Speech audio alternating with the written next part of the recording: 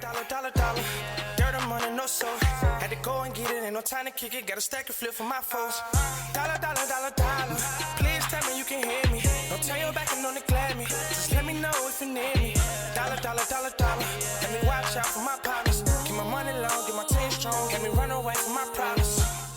Yup, what's good, original crew, man? We're back with another episode of the SpongeBob Conspiracies. This is number 4, the evolution theory. Now, I did enjoy last week's theory. Yeah, that was good. Mrs. Puff, we found out she's a high-class criminal. Mm-hmm. You know, she is circus criminal. That's what she is. You know, she does the balloon puppets. But she also be robbing and stealing. For no reason. Damn.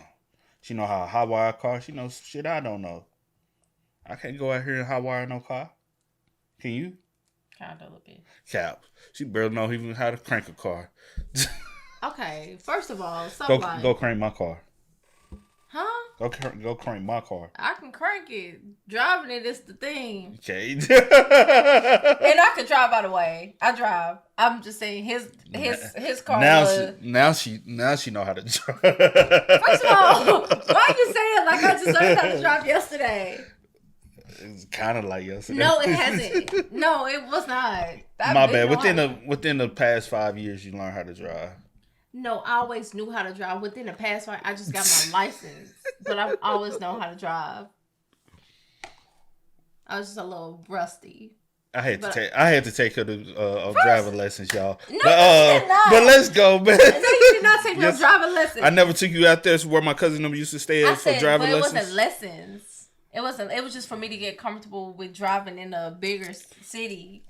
No, it's for her. Bruh, why would I take you on the back road, on a country back road, for you to learn how to drive in a city? I would have just let you drive in a city. I just had to get. First of all, learn how to drive. No, I already knew how to drive. My auntie taught me how to drive. No, she had to learn. No, my auntie taught me how to drive. Don't play me. No license. I didn't have no license. Went half of your life without. Damn. Who cares? But hey, you over here trying to. I'm just trying to. You over here telling my business. I'm trying to tell the truth. And you over here trying to lie for no reason. I'm just trying not to tell all my business. And you over here telling all my business. She like, I ain't trying to let y'all know about my business. But I ain't getting ashamed or nothing. But damn. Calm down. Don't tell me all the calm curse down. words in the beginning. I just said the D word. Okay, so if you two. Dang. But hey, with that being said, make sure y'all check out the links in the description box. Down below. Y'all know where to go, man. Go over there to the Extra Dose. Go run us up over there. Also, go to Patreon, man. Hey, anime reactions are dropping over there as we speak, man. So, hey, if y'all want to see me react to more animes, let me know in the comments. But also, if you enjoyed today's visuals, like it with a thumbs up. Roll to 200K. We almost there, y'all. Where we at, see? You know? 196. She don't even keep up. She don't even keep up. 197. We have 197, 300 something. So we almost there, man. We're less than 300 away. What's up? That's what's up. What? Less than 300. No, 3,000. My bad. Less than 3,000. But thank y'all for hitting us up, buddy. Let's go. Y'all. Are the Bikini Bottom citizens the result of nuclear radiation? Huh? Who is Pearl's mother? What is the Krabby Patty's secret formula? Now, I did used to wonder who was Pearl's mother, because how Krabs is her daddy don't make sense. Pearl? The big shark? Yeah, I was like, well... Because won't she be another crab? You know how genetics work. Sometimes you take out your daddy, sometimes you take out your Wait, she could have been. Take out the granddaddy from back in. She should have been a red. She should have said something after him. No. She had some more claws or something. These are by far the 3 biggest questions in the show SpongeBob SquarePants. And today I'm going to be answering all 3 of them and more with just one theory. Get ready for the darkest SpongeBob conspiracy you'll ever see. This is the evolution theory.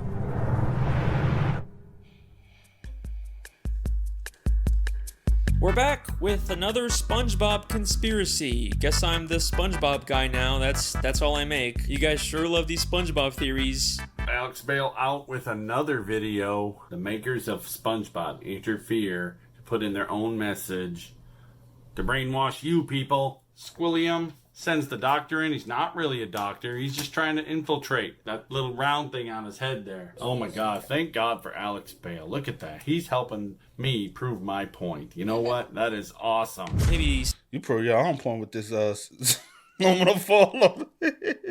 some of you love them a little too much. You know, I got other videos, right? I make films and stuff too. Anyone want to watch those? Anyways, by far the most popular SpongeBob theory out there is the Bikini Atoll nuclear radiation theory. It's pretty simple. It's been confirmed that Bikini Bottom is actually beneath a real-life place called Bikini Atoll. From 1946 to 1958, the United States did nuclear tests there, devastating the area and leaving it radioactive even to this day. The theory states that the reason why the citizens of Bikini Bottom can talk and have formed advanced societies is because of mutations caused by these nuclear tests. And that's about the whole theory. Even though there's tons and tons of videos about it, none of them actually go in depth with it or really look through the show for evidence. But y'all know that if Alex Bale is making a theory on it, then it's not going to be some baby surface level analysis. I will watch every single episode of SpongeBob. I will read every page of the goddamn Wikipedia. If I'm making a theory on it, then you guys know it's going to be good. And once I really started looking into this theory, I realized that there is so much more here than anyone thinks. Get ready,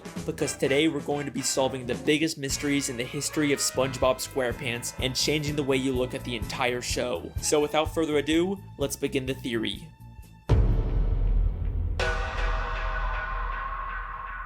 In order to find out whether the Bikini Atoll theory is true, we first have to determine whether fish talking and being so intelligent is unique to Bikini Bottom, or if that's just the way the SpongeBob universe works. You know, it could just be that all animals in this world are able to talk, and that's completely normal because at the end of the day, SpongeBob is still just a cartoon. Well, if we take a look at Season 10, Episode 10, Feral Friends, we get a bit of a hint about how the SpongeBob world works. In this episode, a green moon appears and transforms all the characters into less cartoony, real-life versions of themselves. I ain't never seen this episode, have you? See, like, I ain't never seen SpongeBob, to be real. No. Let her tell it. No, I never. Talking to your mic, not me. Yeah, I'm talking to you because you talking and you always talking. Good God Almighty. I never said I didn't. I never said I didn't watch SpongeBob. I said I wasn't a fanatic like a lot of people. I done seen like episodes here and there, but I wasn't like one of them like, oh my gosh, I gotta watch SpongeBob. I wasn't that. That's all I've ever said to you. I feel you. I remember that episode though. Do you? Just like in real life, they can't talk and end up trying to eat each other. The French narrator is watching all this unfold, and he says this very important line. I have been monitoring the behavior of the green moon all day. It is called Neptune's moon.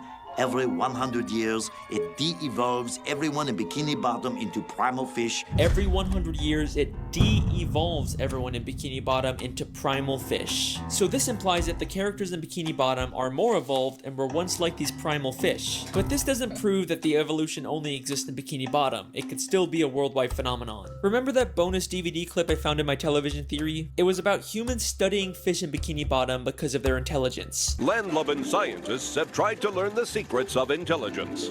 Their studies led them to the sea, where the citizens of one undersea colony demonstrated a genius so enormous, the scientists felt compelled to record their actions for use in teaching mankind how to live better. This makes it sound an awful lot like the fish in Bikini Bottom actually are uniquely evolved and it's not some worldwide phase. Then, in the SpongeBob 20-year anniversary special, SpongeBob's Big Birthday Blowout, we get a major piece of evidence for this theory. SpongeBob and Patrick take a tour of the surface world and eventually go to a fish store and see some very realistic, less evolved fish. What kind of monsters would want to keep fish folk in jail like this?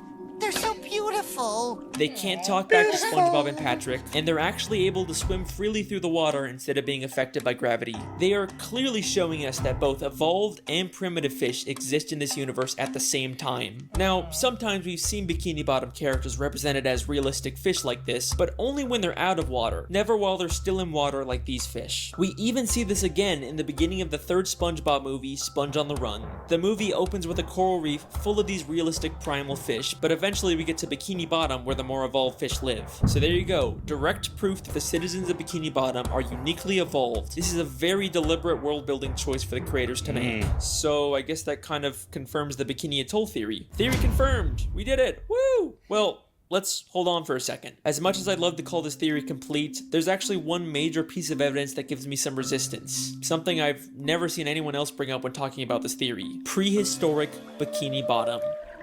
We've seen episodes like UGG or SB129 that show Bikini Bottom millions of years in the past, but we still see evolved versions of SpongeBob and Patrick. Sure, they may not be super intelligent or advanced, but they're still clearly way more evolved than the primitive, realistic versions we see in Feral Friends or in the fish store. So, how are we seeing these evolutions millions of years before the Bikini Atoll tests? Well, unfortunately, I think the only conclusion is that the Bikini Atoll theory just isn't true. I mean, clearly something has caused Bikini Bottom citizens to be uniquely evolved, there's no denying that. But whatever caused it took place millions of years ago and couldn't have been the Bikini Atoll nuclear tests. Then, what really caused the evolution? In the entire show, the only thing we've seen that directly affects the evolution of characters is the Green Moon and Feral Friends. Except the French narrator specifically calls it Neptune's moon. It is called Neptune's moon. Named after the ruler of the seven seas, King Neptune. King Neptune is a character who's been around since the beginning of the sea. He's a character who the Bikini Bottom citizens view as their god, and he's a character who has the ability to change fish into other forms. What the? Oops. King Neptune. Bro, I never. Is that supposed to be crab? Is that crabs, right? And he's a character who has the ability to change fish into other forms. So weird. I've never seen that before, have you? Bruh, it's a lot of SpongeBob. Like, I've watched the show. Like, you couldn't grow up in like at those times and not actually see the show. Yeah. Like, you just couldn't. So I've seen the show, but it's like a lot of stuff I haven't seen. Yeah. Now, there's a lot of stuff I have seen just because, but like she said, also with me, I was a fanatic. Now, I know some people who were a fanatic. They were like, SpongeBob's their favorite show. They can quote, they can give you the whole backstory, everything. I wasn't near close. I'd be like, I catch a couple episodes because they done that. Like, I caught them here and there, but... Especially when nothing was on TV, you just go to Nickelodeon, you just, all right, SpongeBob on, just let it play. Yeah. It's one thing you can have on your parents and I'll be mad. Your mama ever get mad at you watching, like, more mature stuff? Like, what? All that cursing they doing? You know, my mom. Oh. No. I mean, no. I won't really... What was you watching? Like, even watching BET.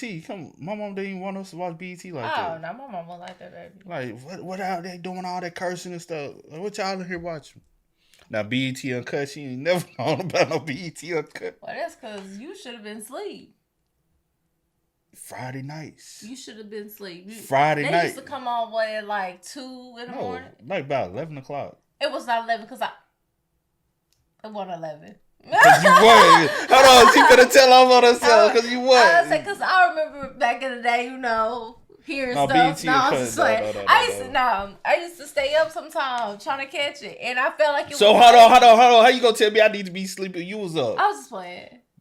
Fast. But I don't remember if it was on a Friday. It was one of them days. Maybe a Friday. What the? Oops. King Neptune used his magic to turn the fish of the sea into more evolved subjects for him to rule over. He's the one who's been behind it all this time. Now, I could spend this entire video talking about King Neptune and his weird continuity and contradictions in the show, but I'll save that for another theory. What I'd much rather talk about are the implications of having evolved and primitive fish coexisting in the sea. Now, we know that this evolution isn't specific to just Bikini Bottom. We've seen different cities and places far across the ocean that still have talking fish, which makes sense because the marine life in Bikini Bottom has evolved to resemble humans, so it's no surprise that just like humans, they've expanded beyond Bikini Bottom and colonized other areas of the sea. But now, I have an interesting question for you. What is the relationship between evolved fish and primitive unevolved fish? Well, they probably just peacefully coexist in the sea without bothering each other. You know, just like real-life humans and animals. Wait a second.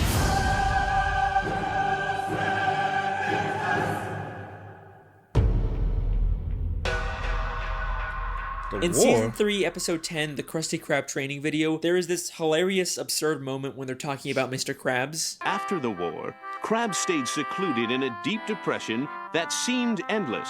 Like, what war happened in Bikini Bottom? They just tell us this and then completely drop it. But with this new context, is it possible that Krabs fought in a war against these primitive, wild fish of the sea? I mean, let's remember in Feral Friends, some of those de-evolved fish were massive compared to the evolved fish, and they immediately started attacking each other. The battle for the survival of the fittest rages on in the animal kingdom. So yeah, in order for the Bikini Bottom citizens to survive and expand, they would probably break into some kind of war. And from the sounds of it, this war must have been pretty brutal to put Mr. Krabs into such a deep depression. But I'm getting ahead of myself. Is there actually any evidence that proves the war Mr. Krabs fought in was specifically this evolutionary war? Well, through the few flashbacks we get, we know that Mr. Krabs served in the Navy. And yes, they were sailing ships on an ocean, even though they're already underwater. This is actually a real-life phenomenon where certain parts of the sea can have a higher level of salinity, and it looks like an underwater ocean. Shout out Miss Parks, my high school marine biology teacher. We also know from maps of Bikini Bottom that the town is surrounded by this underwater ocean. So that places Mr. Krabs' war outside of Bikini Bottom where this evolutionary war would have to take place. Then if we take a look at Mr. Krabs' home, we see it is full of memorabilia from his past days in the Navy. But hidden within here is something that will absolutely blow your mind and answer one of the biggest questions in the show. Hanging there on his wall is a picture of a massive whale next to a ship. You don't think that could be... No, it can't be. Pearl's mother? So Pearl might not be his biological daughter, but could have been like it could be his adopted daughter. That's why they don't look alike. You get it? You know what I'm saying? She could have died in war, and he said, "I'm gonna take care of your daughter," you know, and I'm gonna raise her as mine. So that's why, Daddy. That's the only father. That's the only parent she ever known. Maybe. It could have. Maybe. Pearl could have been a baby. Maybe. Plot twist. Pearl is Mr. Krabs' whale daughter. The show never really explains how a crab can be the father of a whale, but most people just assume she was adopted. People have been... What'd I say?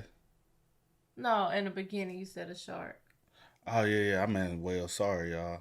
I know, yeah.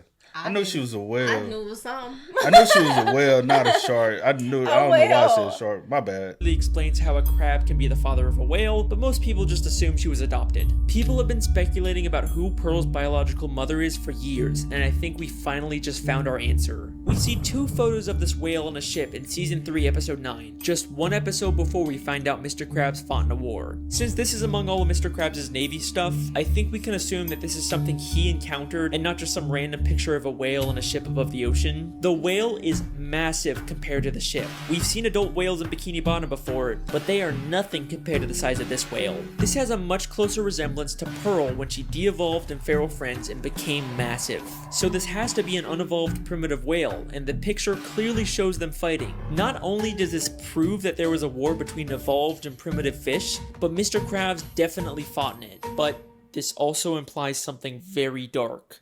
Mr. Krabs killed Pearl's mother. The only direct reference we get in the show to Pearl's mother is one of Mr. Krabs' many sayings, Mother of Pearl. Mother of Pearl! Mother of Pearl! Holy Mother of Pearl! He uses it in places something like holy crap or dear God, only saying it when something truly shocking or terrible happens, because he knows the terrible thing that happened to Pearl's mother. Why did Mr. Krabs go into such a deep depression after the war? Because he's haunted by what he's done, and the smoking harpoon to prove it is right there on his wall. So, that leaves us with an important question. Why did he adopt Pearl? After he killed her mother, he probably realized she had an infant daughter who had the evolutionary genes. Instead of leaving her to die, he adopted her as his own, all while keeping the dark secret that he was responsible for her mother's death. Woo! Childhood ruined yet? Well, don't worry, there's still time for this theory to get even worse. I knew that's what it was. Now's your chance to remove yourself before things get really dark. Still here?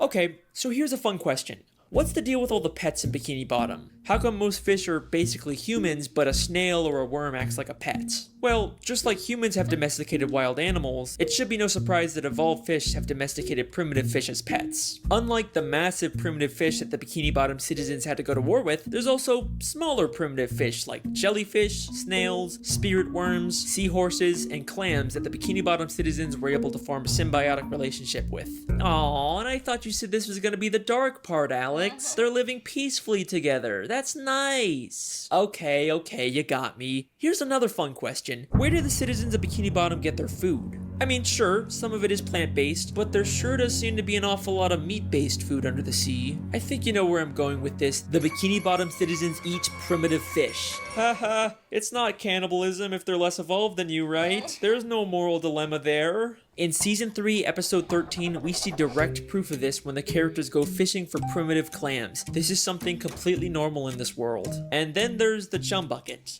which sells chum. Chum.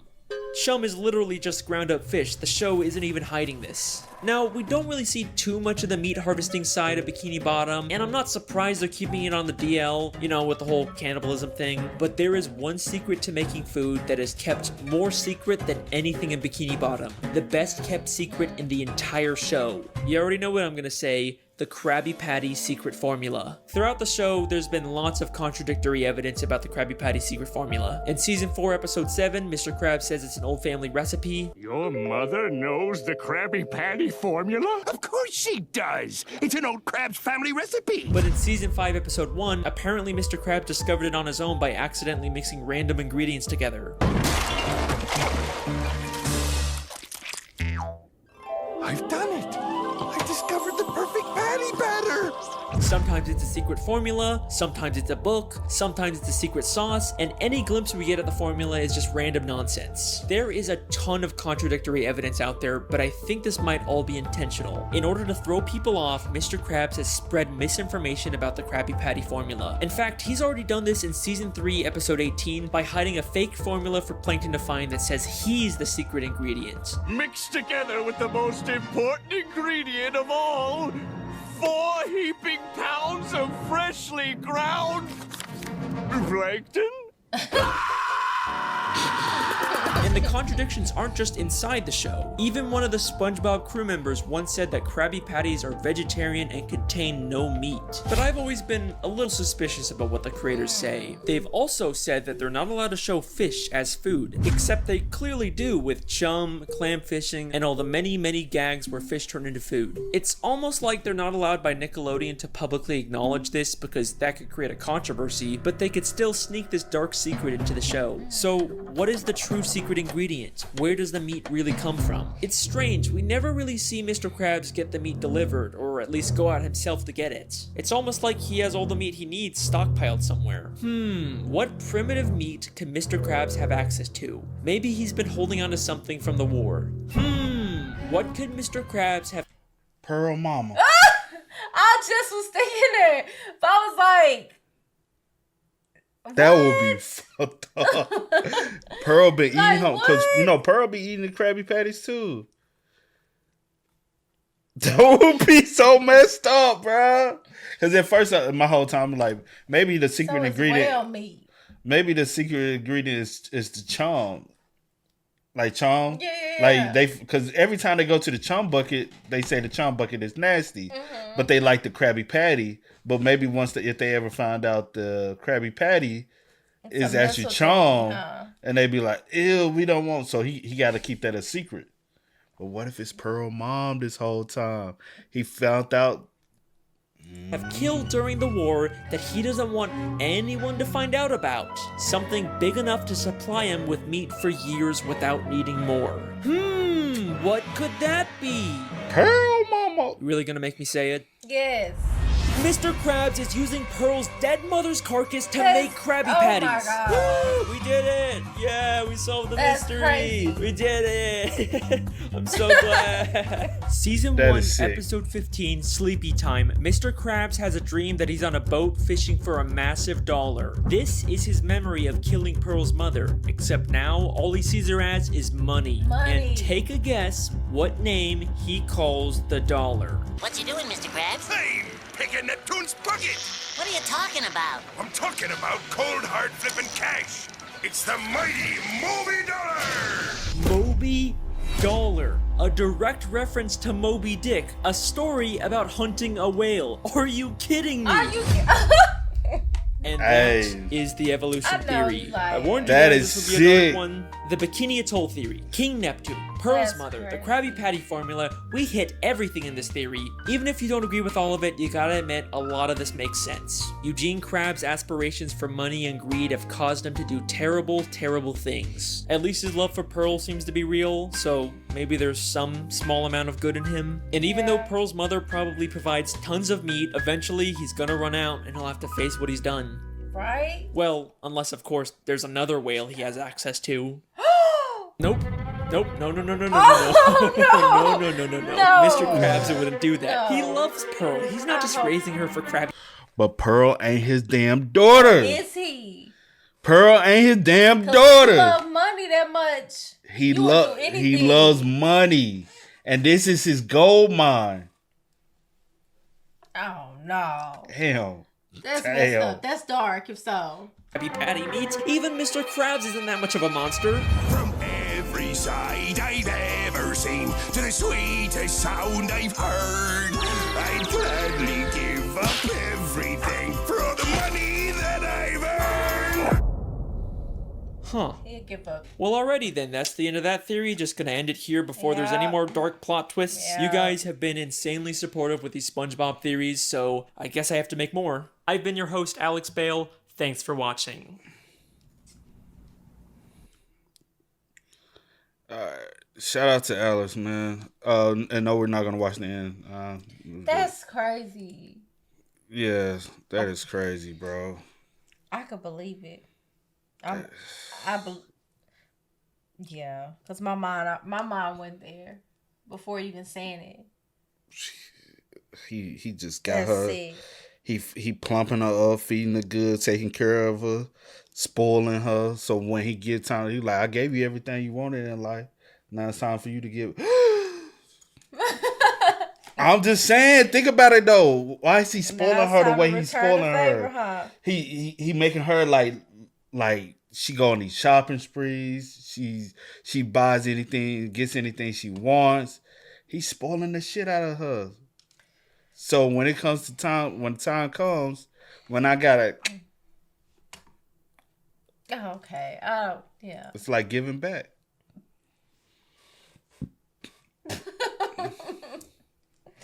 Y'all spend us up, man. Let us know y'all thoughts about it for us in the comment section down below, man. But until next time, y'all know how it go, man. I do go by the name DJ New Kid. This is Sierra the Coast. We are. Kid and C. We out. Go and get it, ain't no time to kick it. Got a stack and flip for my foes. Dollar. Please tell me you can hear me. Don't turn your back and don't neglect me. Just let me know if you need me. Dollar.